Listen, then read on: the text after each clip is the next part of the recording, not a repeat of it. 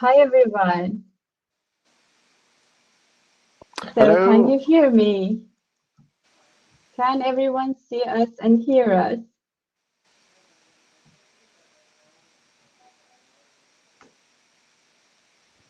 Excellent. I think people can hear us and see us. Sorry about the technical issue.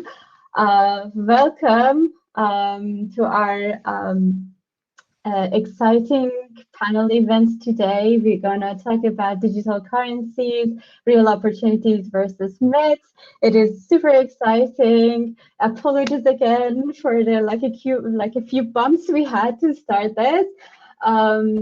Here I have the whole London team, WoMENAIT Tech London team with us, Gelare, Mahtab, and Arifa.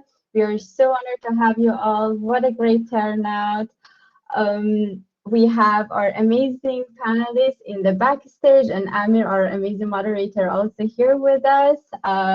You're gonna get to know also the London team and the panelists after our event. We're gonna have like 3 different networking sessions, so take this time to get to know them. If you have extra and more questions, please feel free to ask them. You can come and go from each of the network sessions, so feel free to hang out and get to know everyone.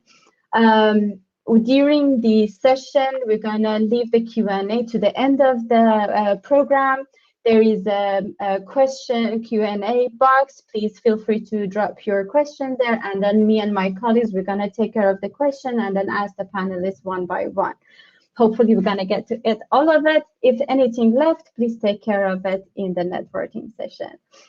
A couple of updates. I will be quick. I don't want to lose time. A bit of updates in regards to our Women in Tech organization events coming in the early future. We're going to have our 4th annual conference on 4th of November and 5th of November. We are looking for mentors and also people who can facilitate the workshop.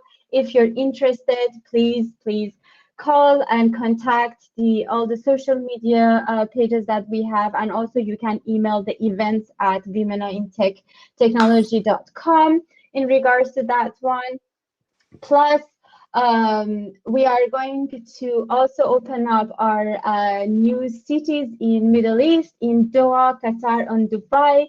If you'd like to become a city member, please also contact us with your CV and LinkedIn profile on the social media channels, plus the email that I just shared. I can also stress that at the end of the event. And the 3rd one is our Code MENA program that is going to get initiated for a 6-month software programming like school. It's going to be tuition free. It is covered for the North America, US, and Canada. But if you're still interested, please also contact the team and they will try to see if you can join. Without further ado, I'll hand over to Amir, our amazing moderator. I hope you enjoy the event today. And please let us welcome our panelists to join the stage, please. Also, as for the videos and the audios, dear panelists, to join us here.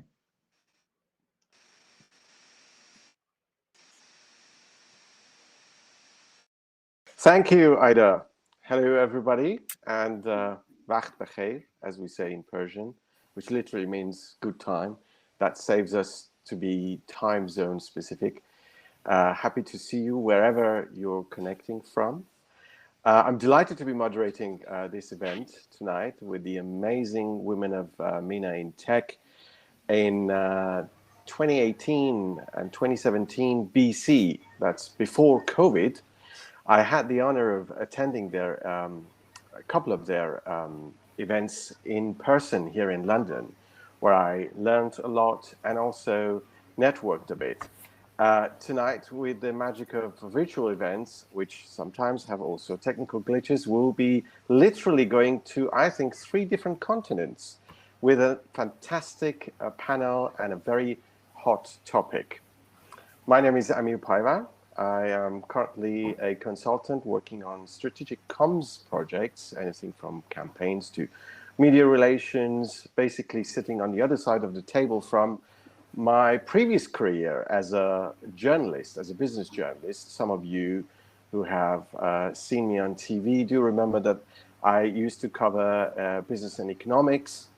I was supposed also to be covering this topic of cryptocurrencies, but except that there was so much other urgent stuff that I never really dive into this topic. Things have changed a lot since then. Well, on one side, on the one hand, giants like Tesla are now investing in Bitcoin, one of the cryptocurrencies. On the other hand, even governments and central banks are looking into digital currencies. So quite a lot has changed. Last week, I was planning to open this session tonight, telling you how my jaw dropped when I realized that Bitcoin had increased something like 700% in a year, except that on Sunday, Bitcoin itself dropped 15%. So quite a volatile example of a cryptocurrency. There's a lot to cover tonight. We will try to bust a few myths as well, answering questions like, is this all hype? Do you get rich overnight with investing in cryptocurrencies? What will their role be in economies? Looking at legal and social aspects of it with a very fantastic panel. I'm not going to go read their resume. If you haven't done so, do check their profiles on LinkedIn. I will ask them each to introduce themselves in a couple of minutes and tell us how they got involved in this field, starting with Zara. Hi, everyone. I'm so glad to be here tonight. I'm a blockchain solution architect. I work as head of disruptive technologies at Bytes, and I'm also a researcher in blockchain adoption in the University of Halmstad in Sweden. So I'm connecting from Sweden. And I got involved with blockchain, that goes back to 2015 when we were developing smart contract platform. At the time, we didn't know we were developing a smart contract, but later we found out that it's called the smart contract in fintech for a payment service provider. And then since then, I was very much involved in blockchain and worked with different blockchains, Ethereum, Cardano, Corda, Hyperledger Fabric, enterprise solutions, etc. So that's a bit about what I've been doing. Thank you, Zara. Let's now go to Cairo, to Egypt, with Eman. Everyone from Egypt, right after Iftar. I'm Eman from Egypt. I'm the founder of Arabs in Blockchain. Arabs in Blockchain, the Arab world in blockchain domain, through organizing events, mentorship program. In Arabs in Blockchain, we believe that there are lots of opportunities that our local community could leverage. Also, I'm a DEFCON scholar at MENA at Ethereum Foundation, and I was selected as one of the top 10 scholars in this program. I'm working as a blockchain full stack developer and blockchain methodology reviewer at Cbdcs. I'm an ambassador to Consensus Quorum and Status Network, and I hold my professional master's degree in Cloud Computing Network. And I'm super excited and so honored to be here with you. Thank you. Thank you, Eman. And we're going to go to another continent and see Fatemeh. Everyone, thanks for having me here. My name is Fatemeh Fannizadeh. I am a lawyer qualified in Switzerland, born in Iran. I am active in the cryptocurrency blockchain space for more than 3 years, advising projects that have a link with the technology. And my advice is about Swiss law, first of all, but also about just general international legal risk and how to navigate it. Thank you, Fatemeh. Last but not least, Sajjad, can you please? Yes, you're connected. Yes. Thank you. I'm very happy to be here. I'm Sajjad Khoshroo. I'm a counsel at Overy. where I'm a banking and finance lawyer focused on energy and infrastructure. My connection to the blockchain and crypto space is looking at how blockchain technology and smart contracts are used in supply chain management. I also follow very closely the ever-evolving regulation of the broader crypto space, including in both the cryptocurrencies, the securitization, and the DeFi space. As an energy lawyer, I also look at how renewable projects are partnering with Bitcoin miners to sustainably mine Bitcoin. Thank you very much, Sajjad. There's so much to cover. We hope to touch upon a little bit of technical side, a little bit about market, social aspects, and also regulation and legal aspects. As you already see, we have two lawyers with us tonight. We don't claim that we're going to tell you everything about crypto. There's so much to talk about. Actually, when I met the panel a couple of days ago, I said, I really hope we had twice the time that we have. Which means we're going to cover a little bit of basics for those who, like me, haven't been covering much crypto, and also a little bit more technical stuff. So hopefully, if you're already familiar in this field, you'll get to learn new stuff as well. Let me start with Zara, and give us a very broad overview. Tell us, what is a cryptocurrency? We've been talking about digital currency, cryptocurrency. Can you differentiate between the technology and the market for us? So this is always the easiest, but also the toughest question, right, to cover. So cryptocurrency is a digital virtual currency that is based on blockchain technology. So to be able to understand that, we need to have a look at what is blockchain technology always, right?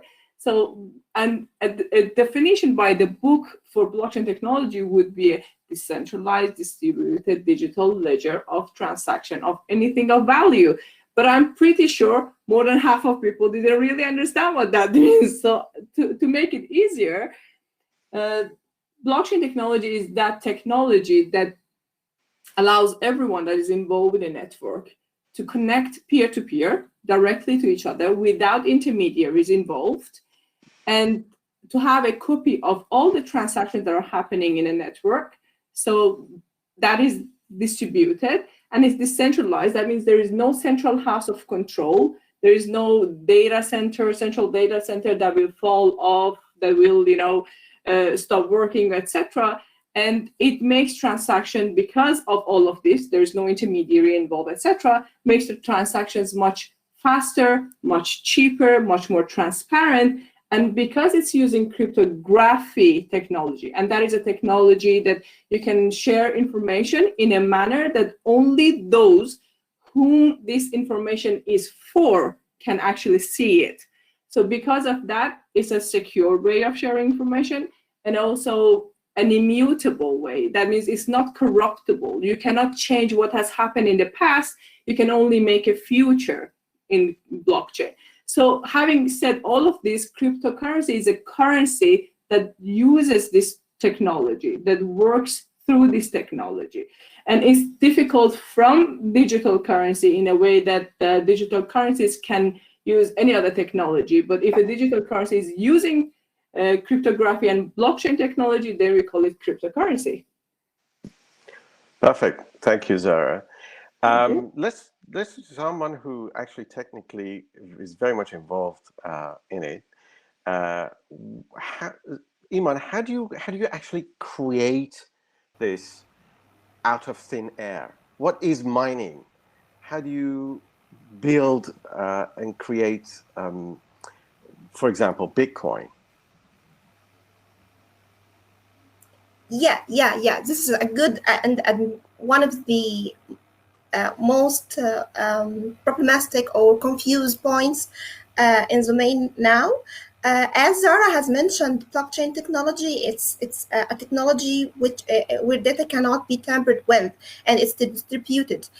And to understand what is mining and why we need mining and so on, we need to look at non-blockchain project or database, because blockchain in a nutshell is a technology, it's a database, but it's special type of database. Okay, in non-blockchain projects, we have an admin who decides what should be saved, what data should be saved, what data shouldn't be saved, how it should be saved, who can save data, and so on. But the blockchain networks like Bitcoin, Ethereum, blah blah blah, the nature of these networks are different. We don't have a central authority. We remove this this admin with this central authority from our hearts. So we need a way. These network of thousands of connected computers need to agree on what is the correct data to be saved. So there is the way to solve this problem is by code. I won't trust a human to control my data, control my what is saved on this database. I will trust the code. So it implements on the software the algorithm that determine how all these connected nodes could agree on something. So in Bitcoin, for example, there is what's called a computational puzzle, which is very hard to be solved and very easy to be checked and verified. And the fastest one to find the answer of this puzzle is the one who will create the block, and in return he will get a reward, sum of coins. Okay, so from this definition, the process of trying to find the answer is called mining, and the competitors to find the answer are called miners. And this is called proof of work. And this proof of work, this algorithm is used in Bitcoin and Ethereum.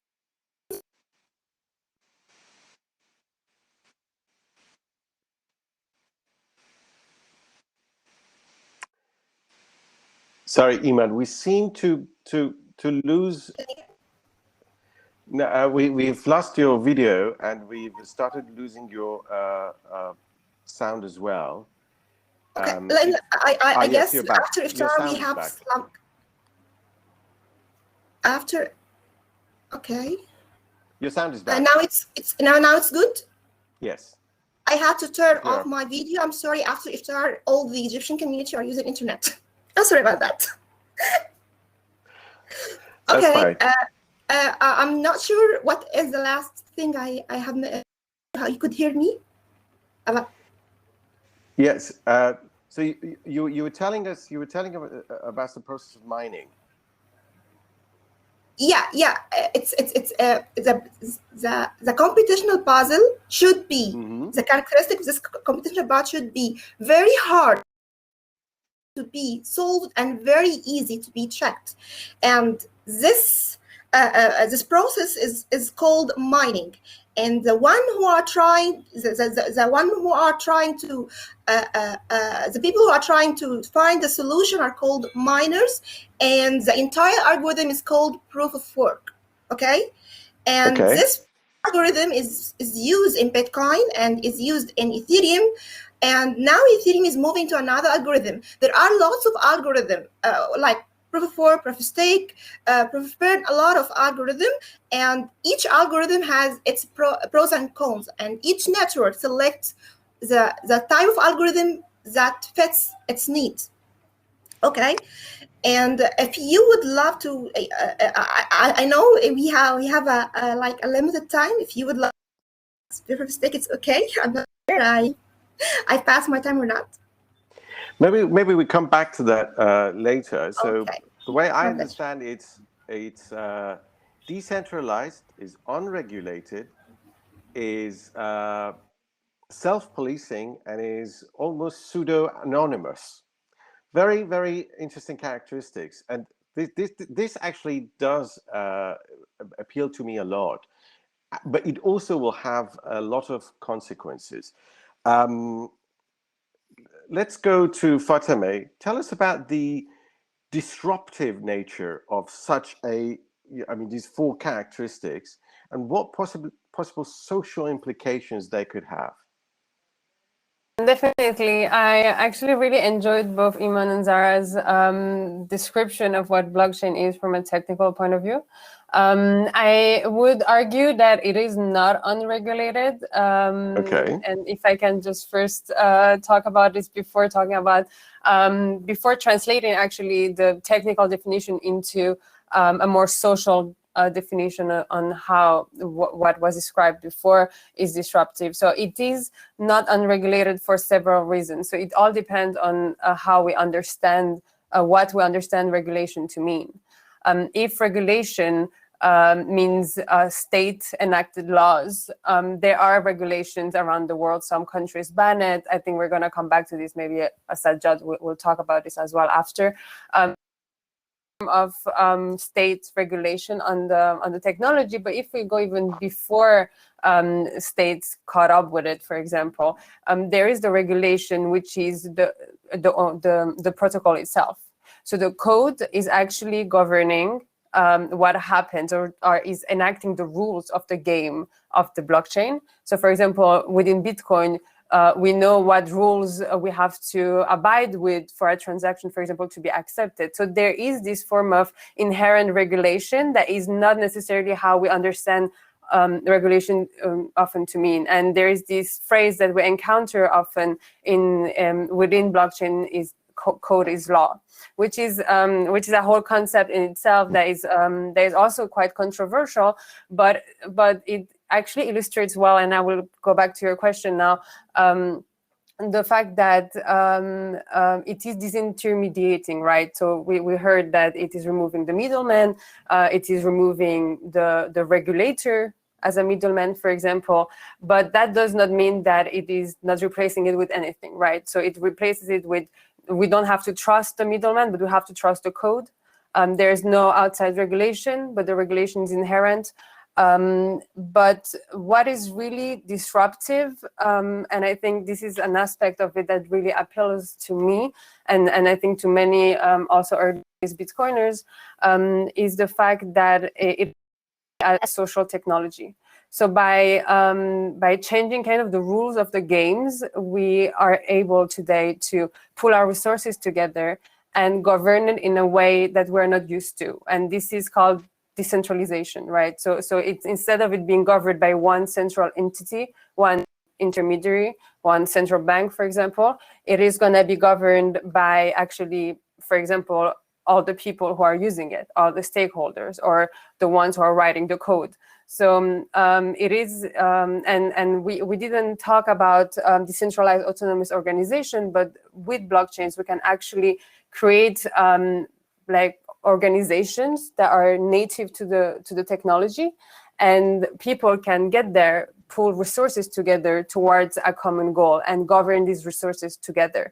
So it enables actually people from all around the world, which wasn't really possible beforehand because of all of the jurisdictions, the restrictions, the fact that not all of the countries' networks are related to each other. We have different currencies, we have different languages, but here people can just get together around a common purpose and actually finance it, and through crypto economic mechanisms.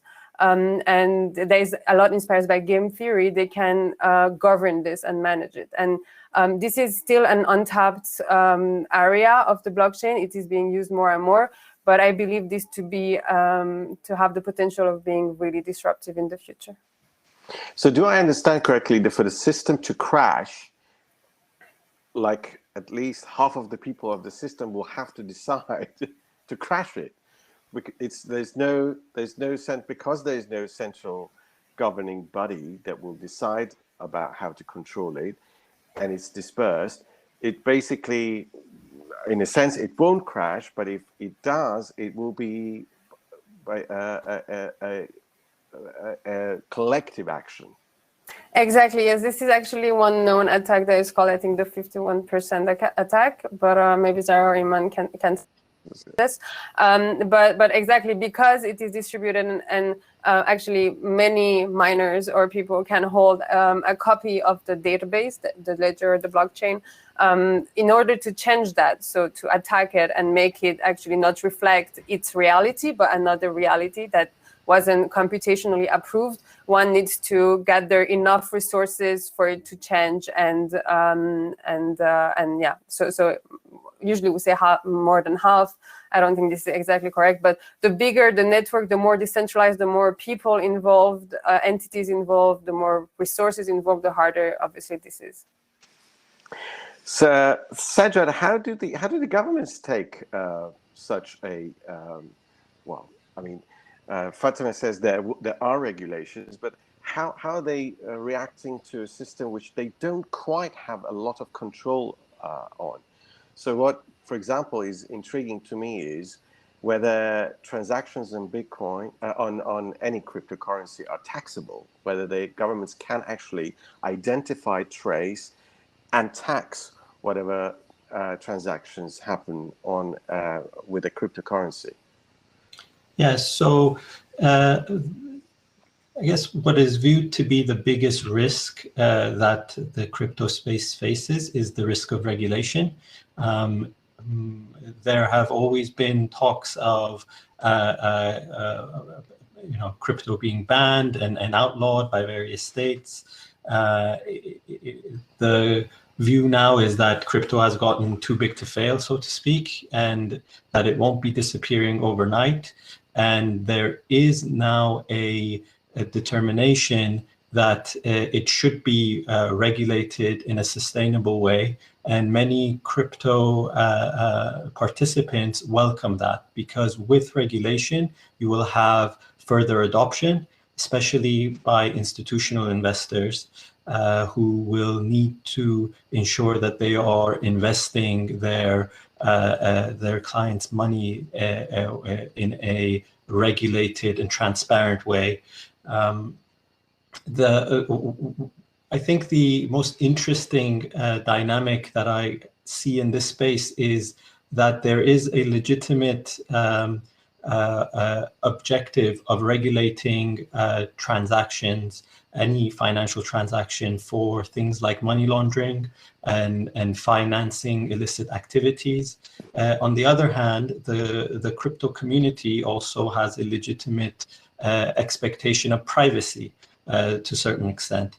Now, the blockchain itself, for example, the Bitcoin ledger is transparent in that way. Even though transactions are anonymous, they are traceable.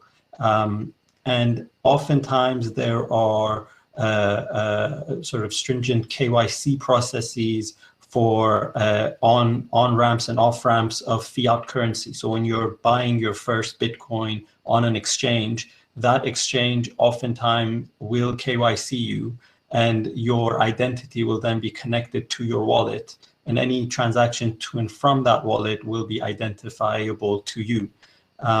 There are many regulations in the work, and almost weekly there are developments in this space. For example, the FATF has given guidance on money laundering issues and how it intends to regulate virtual asset service providers, or VASPs as they're called. And you see that there is an understanding now that as there is enhanced adoption of cryptocurrencies, not only by retail investors, but also institutional investors, there is a determination by the crypto exchanges to engage with regulators. And you see former regulators being hired by these exchanges to help with that process. And there's now even sort of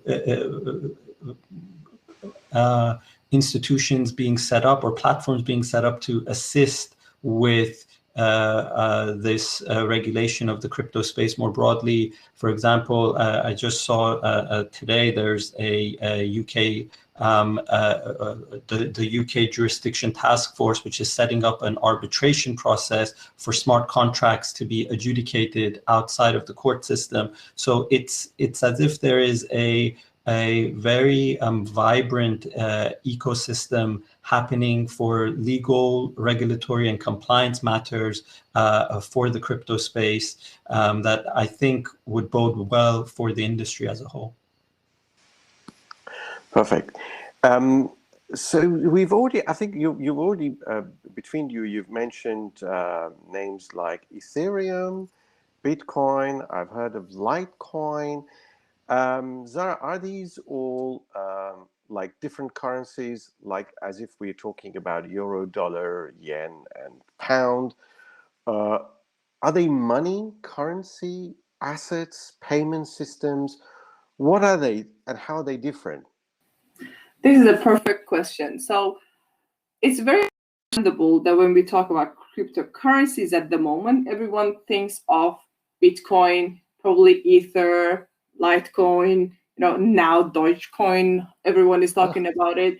So, and of course, these are cryptocurrencies just like, our fiat money, dollar, euro, etc. But that is not all about cryptocurrency. Cryptocurrency is not limited to financial services. There is a lot more to cryptocurrency than what we see with Bitcoin, with Ether, with Litecoin, etc. So there are 3 points that I want to bring up here. One is the value transaction. We're talking about value transaction.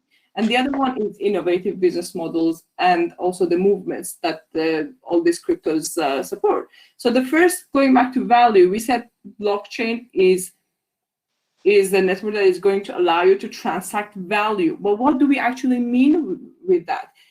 Probably all of us can relate to the fact that we have somehow been part of some sort of loyalty systems or gift card system, etc., pointing system in a supermarket that we shop, or Adidas that we actually buy, a brand that we buy, etc. So, and what happens to all these points? Most of the times they actually are gone to waste. 67% of loyalty points are gone to waste, and they're not even interoperable with other loyalty systems. So, and that is exactly where cryptocurrencies can come into the picture, right? You can now transact the value that you have generated through shopping Adidas to actually shop in your supermarket. You can exchange that value that you have created. You have created that value through the shopping that you have done. You have created a value by an act that you have actually taken. So, and now you can transact that value to some other value, which can be shopping at your local supermarket, which can be, a discount when you're actually filling your car, or like it can be any other thing. So there is a lot more to financial services. It's about transaction of value, but that is also, then you can imagine, considering this, how many innovative business models can a business now generate through the value that they're actually creating with their core business, alongside to their core operation, core business. How many lines of revenue generation can be created within a business? Because we create a lot of value that we don't really translate it to money today. So translating all these values to numbers now is actually what cryptocurrencies is going to do for businesses, right? And besides that, today we have more than 4,000 cryptocurrencies. But if you ask people here to count them, I don't think anyone can go beyond 15 or 20. And what are these cryptocurrencies doing actually? So these cryptocurrencies, of course, some of them have zero following or trading volume, etc. But there's a lot of other cryptocurrencies that are actually supporting human aid or animal rights movements that you can actually take part. So if you are a vegetarian, there is a coin called VeggieCoin, for example, so that you can actually support movements, to support vegetarian community. Or I actually have it open here. There is another crypto platform called Wildcard in Africa that is supporting, animal rights, basically. So there is a lot of other communities that by trading their crypto, by buying their coin, you're supporting all these movements against human trafficking, movements against modern slavery, that you can actually be part of it. So it's not limited to Bitcoin only. So because a lot of people really only looking at, investing in it and looking at it like a stock market, but that's definitely not what crypto is all about. Sure. Eman, with the examples of Zara gave us of the applications there are, let's be a little bit more specific. What opportunities do you see personally with the community of developers you work with, for example, in Egypt or broadly the Arab world where you're involved, for developing countries for use of crypto?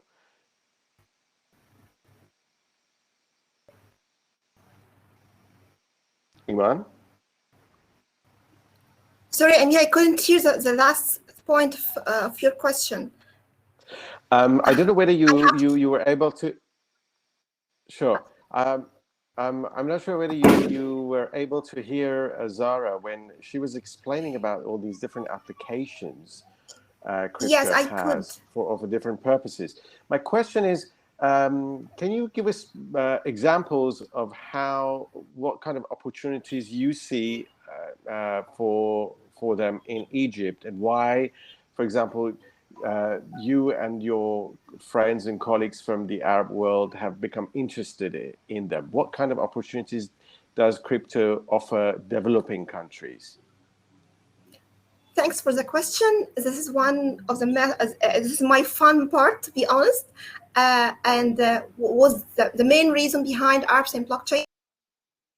For me, as you can see, the opportunities for my country or the Arab world, or even all the developing countries, this is the first time we both, either developed countries or developing countries, have the same chance to create our own solutions to form this new technology. The entire world now is exploring the technology, and this is a good opportunity, a good chance for us, and we should take.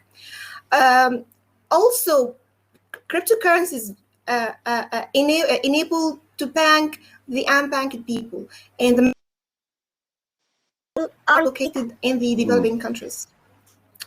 As a developer, people who are working in IT field, this is a new market with a high demand. So I can, as a developer or as an employee, I can find a good job opportunity with a very competitive salary, and I could have an option for remote.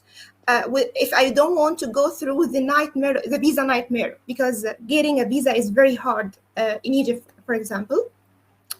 And here in MENA region, we have lots of skilled people. We are a youth countries, okay? And also, this is a new economy, and there are lots of investment. And if you could be one of the early adopters, you can track all the we need. Also, the nature of this technology could enable some countries which suffer from inflation. This could be this kind of coins could be a safe investment for them. And if you are an entrepreneur, you can get get funded very easy and with less time-consuming or less complicated cycle. VCs-based crypto-based VCs, and there are lots of grants over there for project built on top of blockchain networks. And the technology, as Zara has mentioned, the technology behind cryptocurrency lets you create to solve real problems. And here in developing countries, we have lots of problems, and we are suffering more from corruption, and we need this solution. And if you are from a developing country like Egypt, know the problem more than anyone else. So it's a good opportunity for you to take. What else? I want to catch last one thing is that even it's not only an opportunity for us in developing countries. The projects which build the blockchain solutions, the main important point for them is mass adoption, and we have the high population, and developing a solution for developing would be great, and you can get a higher level adoption. That's all. Thank you, Eman. It's interesting to hear that getting into crypto, you say, will be easier in some parts than getting a Visa card, which is fantastic. Fatemeh, one of the myths around it, I don't know whether it's a myth or reality, but I get to hear quite a lot about, oh, this space is awash with scams. You have to be really careful about it. What are the first important steps if I want to get into crypto, whether to invest in it or whether mining it? What would be the considerations to have? What are the first, also from a legal point of view, the very first few legal steps to take? Yeah, this is a very complex question with many sub-questions. So if I can just first jump on one. Zara also wants to add something with regards to opportunities, like for the world in general. I mean, my point would be about just anyone who want to have either technical knowledge, being, for example, a Solidity developer, or just interested in the space. Like, we really like competent professionals, and there are a lot of people who are already part of the community, but the space is booming. We're in the middle of a bull run, or the end, or nobody really knows. But there is a lot of projects, and we need more and more people who to get involved and who actually do understand the tech, but also are part of the communities, because nonetheless, like, communities really help each other, and that's where we get the most value. And I really encourage anyone really who is interested by this space, who is hearing us today, to start learning. The learning curve is pretty tough. It's going to take a while, but once that, it's really an amazing world that opens up. Zara, I don't know if you... Yeah, I just wanted to add something to what Eman was talking about, the opportunities for developing countries, because I am from Iran myself originally, right? So, and looking at what blockchain technology is offering, that decentralization, and looking at the developing countries, because developing countries often are lagging behind in digitalization. And the less digitalized a country is, that means there will be more intermediaries involved, and lengthier business processes, and of course more centralized control system. And that is exactly where blockchain technology can make a lot of changes, right? If I compare Iran with Sweden, where I'm living and working today, of course I see a bunch of more opportunities for blockchain in Iran, because it can fight against that centralization. It can it can act as a shortcut to digitalization for a lot of industries. Cut down the intermediaries, because these intermediaries in developing countries are costing a lot for smaller and medium-sized companies that are actually the backbone of the economy in developing countries. So there is a lot more opportunity in business operation for blockchain technology in developing countries, to be honest, compared to developed countries, I would say. Great, thank you. But sorry, carry on, Fatemeh. Sorry, yeah. I just wanted to bridge now to your question about scams Sure. in the place. Unless you want to ask another question, or sorry. Please, yeah, just because. So I'm very familiar, or quite familiar, with the Iranian scene with regards to crypto and the communities. And there are a lot of amazing people who are either Iranian or Iranian descent in Iran or abroad, who are working in developing the tech, like either in Farsi, for example. The Ethereum website has been actually entirely translated in Farsi by some volunteers. There are courses or programs to teach blockchain development to developers in Iran. Some are focused on female developers, and there's a lot of amazing projects right now. So if someone wants to get into crypto or just interested by the space, I would suggest to start from these sources. So you know that these people are benevolently actually working, and if you have questions, whether you want to know if something is a scam, you can always go to them. So there are also reputable for example, Coin Iran, if I'm not mistaken, and other newscasts that are in Farsi as well. And these people are welcoming actually people to get in touch with them. I know that on Clubhouse they have like regular rooms every day where, and you have to be very careful and try to find people who are actually there not promoting scams. But once you do, you know that you can go to them and they're actively trying to prevent anyone being trapped, because, and especially, I mean, what I saw in Iran, but I know it's the case elsewhere in the world, also in China and Turkey, for example, but I'm sure plenty of other places. There are a lot of scams because cryptocurrency is very, very attractive to people, for example, in Iran. Like we heard about electricity prices being low. Everyone wants to mine, right? Everyone wants to buy crypto because inflation is less than their own currency. And these are just all opportunities for people to scam. So I would just get, if you are in case of that, like, you can even reach out to me or anyone else, but do your own research, never trust. And there's enough information online to avoid being trapped. And this is extremely important because it also sheds a bad light on the entire space and people who are doing legit work when there are such scams. And but unfortunately, yeah, there are a lot.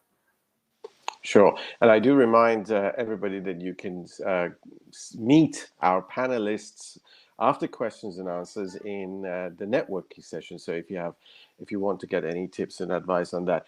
Sajjad, if I remember correctly, you're involved in a few projects in this space. As a wrap-up at the end of this part of the event, can you pick some of these projects and tie them to aspects of the crypto space that we've been discussing about, whether it's, I don't know, energy consumption, or if it is to do with regulations, or if it is to do with digital currencies. Give us some concrete examples and expand on the areas we've been covering as a wrap up to the whole this bit of our talk. Sure. And try to do that while staying in time. So no pressure, right? I think one of the topics that has really captured the public imagination is the energy consumption of Bitcoin mining.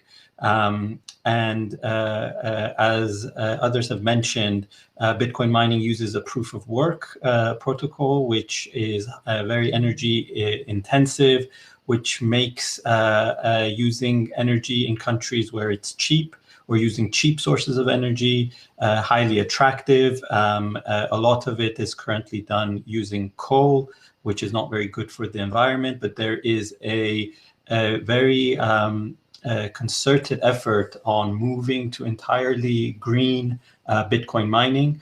The characteristics of Bitcoin mining are such that it actually lends itself quite well to using renewable sources such as solar and wind.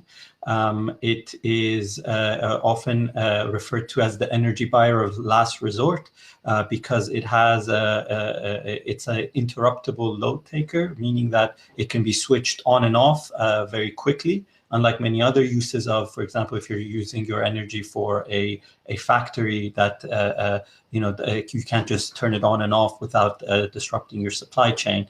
Bitcoin mining is not like that.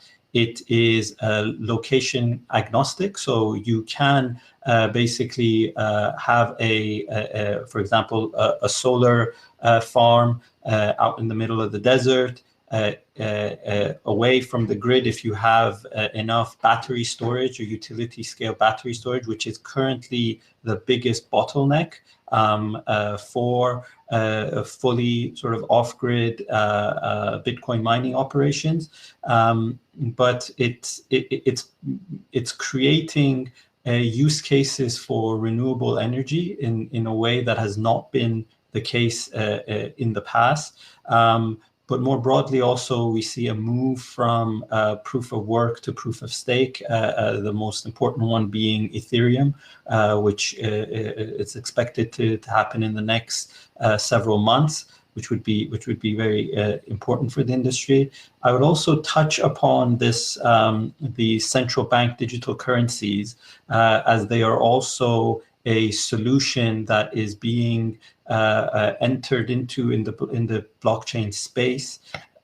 We just heard earlier this week that the UK is putting together a so-called a Bitcoin task force to look at issuing a sterling digital currency, not as a replacement for the current currency in circulation, but as an addition to it, as an enhancement to it. And that in and of itself creates significant opportunities, but also there are issues, it'll be fully traceable. The state can control the flow of funds and also monitor the flow of funds in a way that has not been possible as of yet. And as a very brief final comment, another area of development that is worth watching is the DeFi space, the decentralized finance space, as this nascent sector is slowly beginning to replicate the functions of the banking and finance sector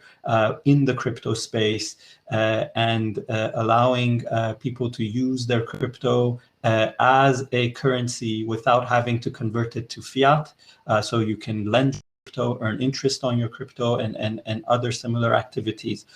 So I think there's plenty to see. And we are still at the early days of, I think, the development of the crypto broader infrastructure.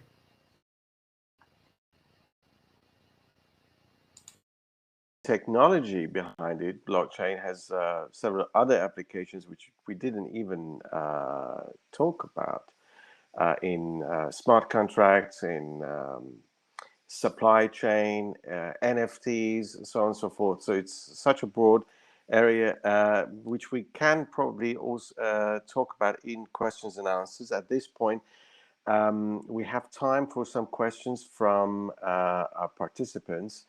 I think I will hand over to the hosts from Women of MENA in Tech who have the questions to put them to the panelists.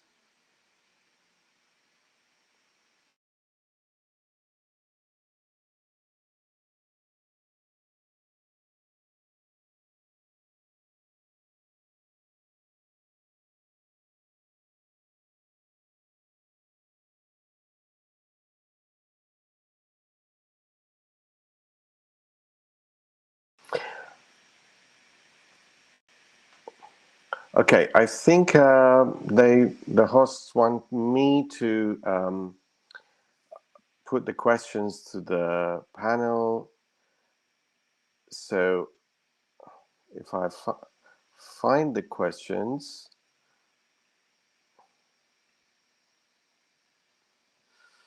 I can see the questions, Amirjan. If Okay. you just click on the Q&A, like the chat session, beside the chat there is polls, and then there's Q&A on the right side of the yes, screen. but I think I'm on the backstage side. So there's no Q&A. There's no questions in mind. But if you want, I can read them. I can read them, and then yes. Okay. Yeah. So there is one question that says, are there other applications of crypto beyond trading and finance? Probably I can take that question. Yeah. So, well, I kind of explained a little bit about this during the panel, right? That crypto is definitely not limited to finance and trading, but I just want to give an example of what are the other applications. So there's a project that at the moment I'm actually working with, and it's in healthcare and telemedicine, and there is a cryptocurrency for that project called MTC, and MTC coin is actually a coin that, and this project is all about giving free access to healthcare to less privileged society in Latin America. So people now, patients can actually access a doctor through an app, and they don't even have to, not only they are not paying a penny to actually be visited by a doctor, they're actually making money. So every time they're actually visiting a doctor, they're being rewarded with a crypto that is for this project. So this MTC, of course, is listed on exchanges, but it's not for finance and trading purposes. It's to support less privileged societies in healthcare services. So they are being rewarded for every visit and every time that they use this service, and also every time that their health data can possibly save or be used in research centers, etc. So this is one example, and there's a lot of other examples that I'm currently working with in energy distribution, solar energy distribution, in supply chain, as Amir explained, and many other in human aid services. And I think Fatemeh wants to add something to this as well. Fatemeh? Fatemeh, you're froze. Your picture is frozen, but maybe I can add a word until she unfreezes. Okay, sure. I think another area that I find personally fascinating is in the NFT space. So not only for the use of art, where we've seen a lot of headline grabbing. For example, a JPEG file was sold for $69 million at a Christie's auction. There are now patents being made into NFTs. So NFTs stand for non-fungible tokens. If you briefly tell us what exactly is NFT. Sure. Anything can be tokenized on the blockchain. A lot of the current NFTs are being tokenized on the Ethereum blockchain, but also now on the Binance Smart Chain. But anything that is digital, that has a visual or a audio characteristics, can be made into a non-fungible token. So unlike Bitcoin or any of the other cryptocurrencies, where the one Bitcoin is basically identical to the next one, and they are fungible in that respect. NFTs are indeed non-fungible. Each is unique, and they can then be used to transact. And it's very interesting in the art space, because then the NFT itself sits on the blockchain, but can be transacted and sold and used as collateral for financing in a way that traditional art has been used.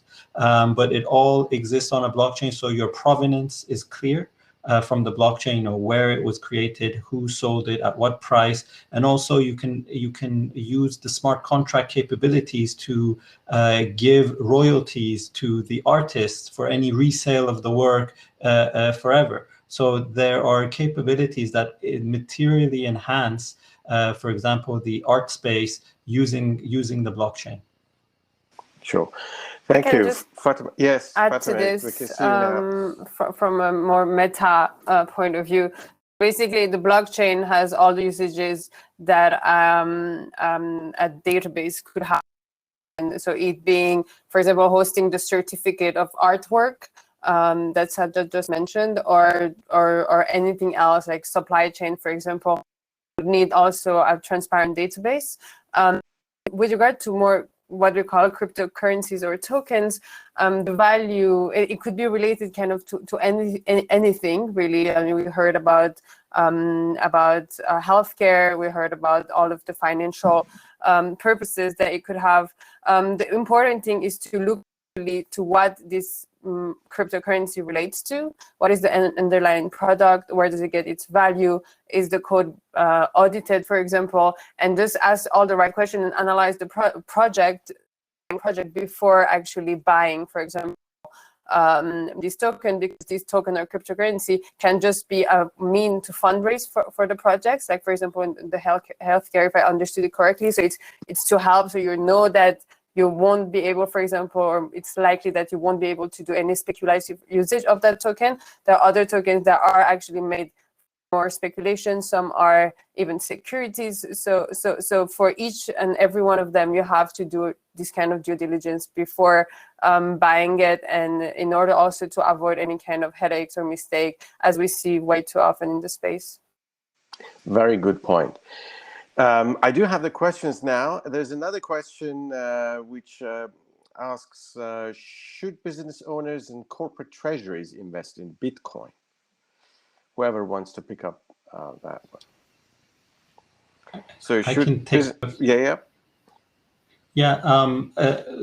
So this is, as you know, there are some high-profile examples of this. For example, with Tesla and MicroStrategy, where they now have multi-billion-dollar holdings in Bitcoin.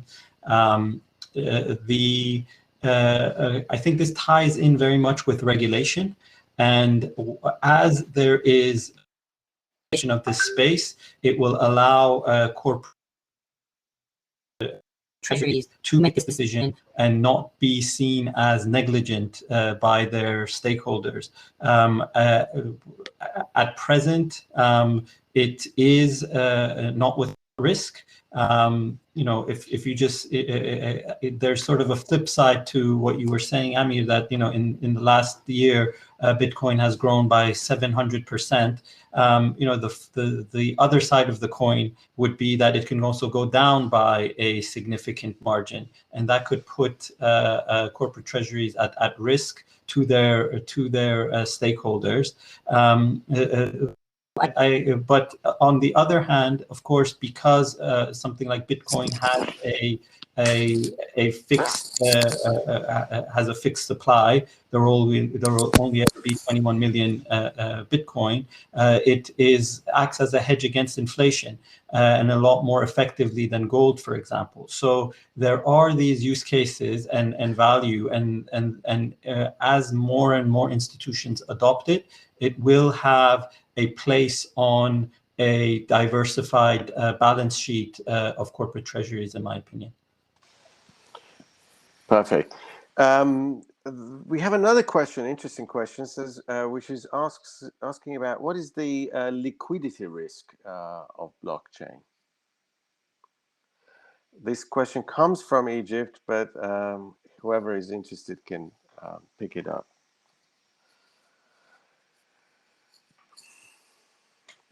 What is the, is there a liquidity risk? Is there, like we see in does he mean that the liquidity pools in Uniswap, for example, when you stake your coin or your token in a liquidity pool and somehow you get manipulated or a hacker steal your money from there? I'm not sure if this is the case. Could be. Yes, there is a level of risk. Yeah, I'm sorry. Yeah. Carry on, Eman. Yeah, I mean that staking your token in a liquidity pool, like which is like Uniswap pools or any DeFi project. Yes, it comes with a risk, and all these investment come with a risk. And you, as a staker or the one who decide to go into this domain, you should do your homework. That's what we say. You should research very well, because you are putting your money, and you have to make sure that you are putting your money in a safe place. Yes, there is a risk, But because the question is very generic, I cannot give you an exact answer. There is a risk, yes, and you have to monitor or keep your eyes on the traction with the what's happening on the pool.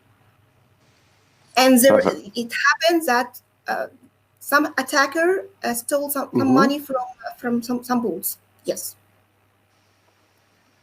Thank you, Eman.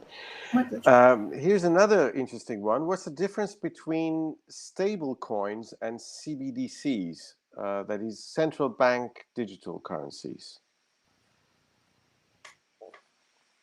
I can briefly take that.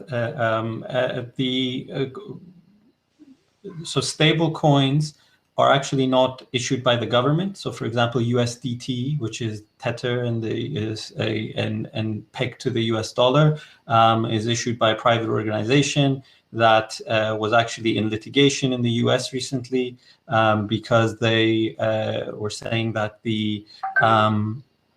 its claim that it is backed one for one with US dollars was not substantiated. They have subsequently been audited, and that has been they've been given a clean bill of health.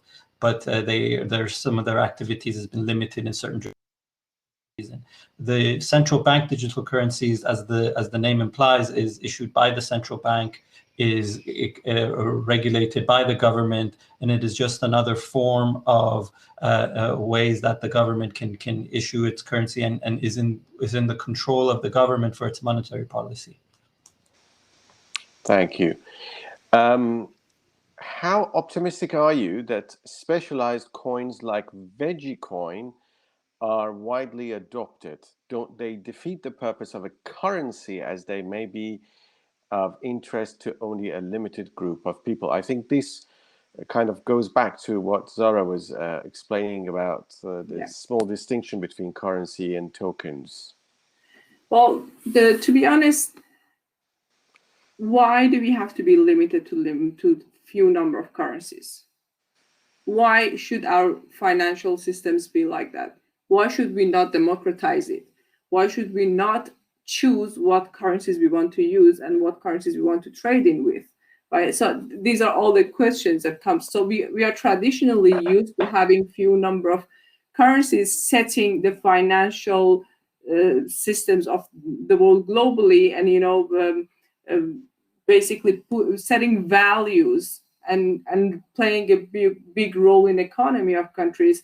Why can't we just now democratize it and actually let every community to have their own say?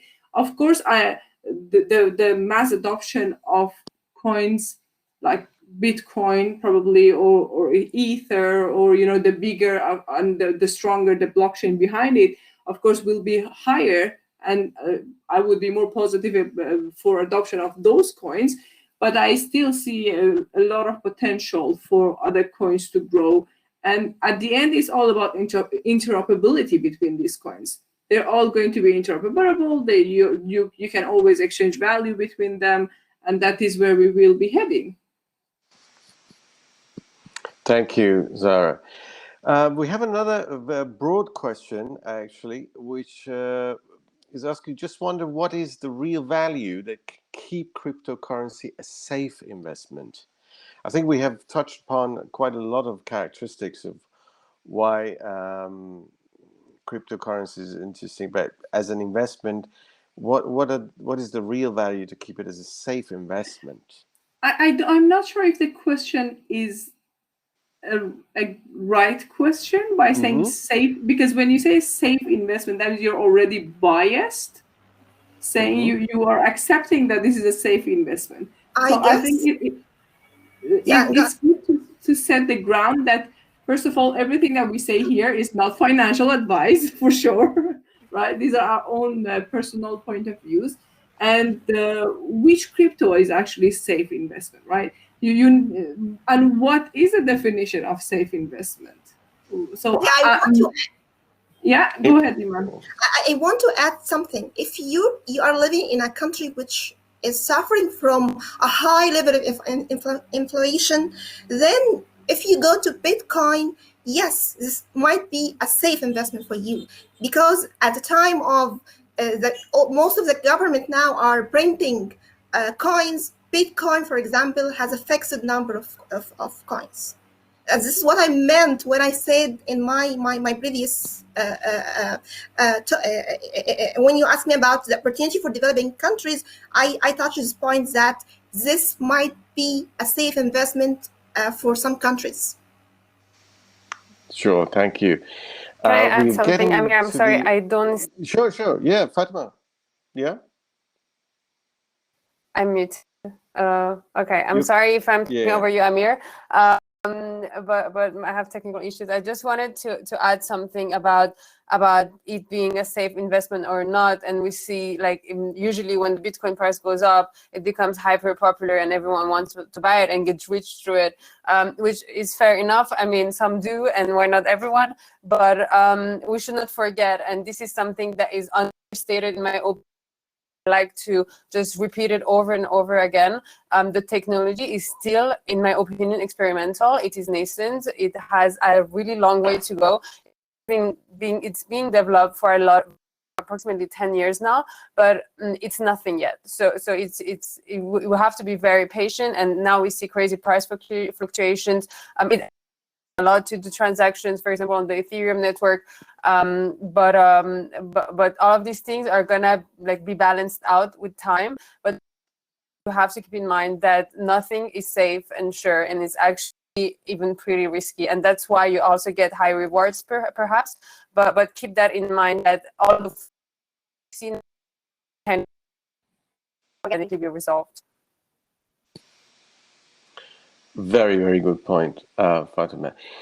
Maybe the last question, since we are running out of time now, is we hear now about big cyber attacks on big companies. Are the blockchain and cryptocurrencies safe enough? In other words, are they hackable? Zara, Eman? I can take that, but I was hoping that I can take Muhammad Rushdie's question, because that's a very good question that I wanted to answer. So I was hoping that Eman could answer this one, and then I will take that one as the last question. Oh, okay. Oh, yes. Sorry, I think I skipped over that one. Yes, please. May I ask you about? I didn't hear this part. I'm sorry. So they're asking whether cryptocurrencies are hackable.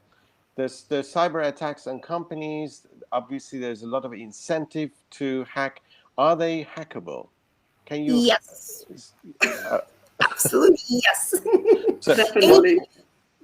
So what are the risks? Are there big examples of this happening already? You can give us? Yeah, we have the DAO hack, where Ethereum Foundation, and it wasn't an issue with Ethereum network itself, but it was like the hacker find a backdoor in the smart contract, and he could steal like millions of dollars from the DAO contract. And this happens every day. We hear about hacks, and that's why we should test our contract very well, audited many times, and before going, we always say that before going to main network, please take your time, go to test network and test your contracts many times before going there, because the nature of this network is immutable. What you have implemented, you cannot revert it. So if you put millions of dollars in your contract, you cannot control it as long as you didn't implement the function that let you to kill this contract. Got it? One thing I would add to this point is sharing blockchain is impossible to hack, right? So there are points to this. It's very difficult when it comes to blockchain because of the way the blocks are linked to each other, and they're storing the previous block's hash key, etc. So in order, for example, if it's block 100, in order for you to hack block 100, you have to hack the whole chain all the way back to block zero. So that makes it, it's not impossible. It just makes it time consuming and extremely expensive to hack. So sometimes it doesn't worth it, sometimes it does. So it's not that it's impossible, it's just making it more difficult to hack. Yes, this is in Bitcoin and with proof of work. But if another blockchain network use a different consensus algorithm with a different rule games, it might be might get hacked. Definitely. You know, because it's a human who writes the code, and there is a limit, a level of issues you have to write in your code, because at the end you are human and human do mistakes. Great. And as the last question, it was Mohammed's question: how do you see enterprise blockchain, the permissioned ones using smart contracts similar to R3 Corda for financial services? So I wanted to take that question, because there is a typical bias against private blockchains. So we have public blockchains and private blockchains, right?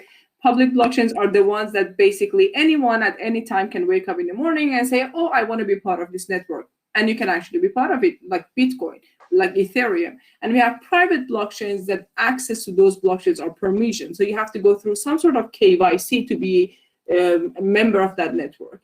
And a lot of blockchain experts don't consider private blockchains as blockchain because it can still somehow be centralized, etc. But I personally believe that they actually have a perfect use case within organizations. So I have worked with them. I have worked with Hyperledger and Corda both, and I see a perfect reason why big organizations can actually adopt them, because they can have a lot of benefits in streamlining their internal processes. And also there is a lot of intermediaries internally in big organizations where we are talking. There's a lot of bureaucracy that can actually be eliminated by adopting private or enterprise solutions, enterprise blockchains. And a perfect example, a very good example of enterprise blockchain is TradeLens, Maersk, which is the biggest logistic company in the world that is using permissioned blockchain for their blockchain solution supply chain. And to tell you to what extent it's going to save lives is, in 2017, Maersk had the biggest cyber attack of the decade, which could cause Japan not having food for one whole week. But now, actually, importing or migrating to their supply chain to blockchain, they can actually, prevent such incidents. So that adds a lot of value. At that point, it doesn't really matter if anyone can wake up in the morning and be part of that network, because that transparency doesn't mean anything to me, who I don't really know Maersk, right? As long as it saves and it streamlines the business processes, that's a great value to add. Thank you very much. And on that note, we wrap up the questions and answers. Sorry, we've gone a little bit further over time. Sorry we kept you from joining everybody else in the rooms. We're going to the networking part of the event tonight, and I think the hosts will now take over to lead us to the side rooms.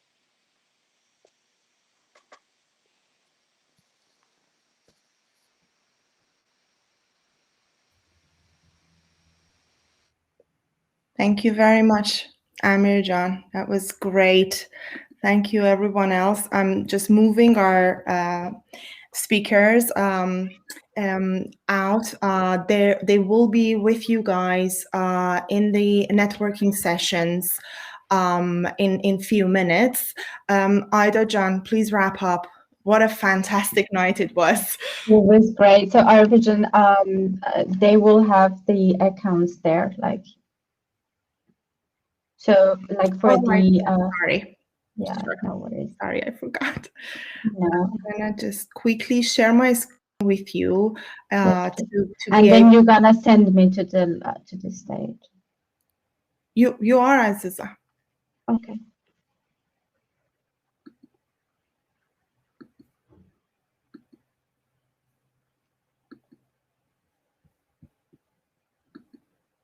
Thanks everyone. Like honestly, it was such an amazing panel. I learned a lot. It was super exciting. Thanks Amir for moderating it so greatly. Thanks for our panelists.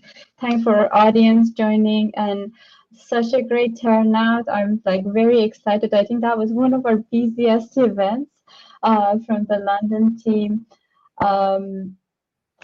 Our vision has already shared the slide with you. Please check out our website, our accounts on social media, Twitter, LinkedIn, Facebook to reach out to us. So like we will be honored and excited to have you all and join our community and participate in our event.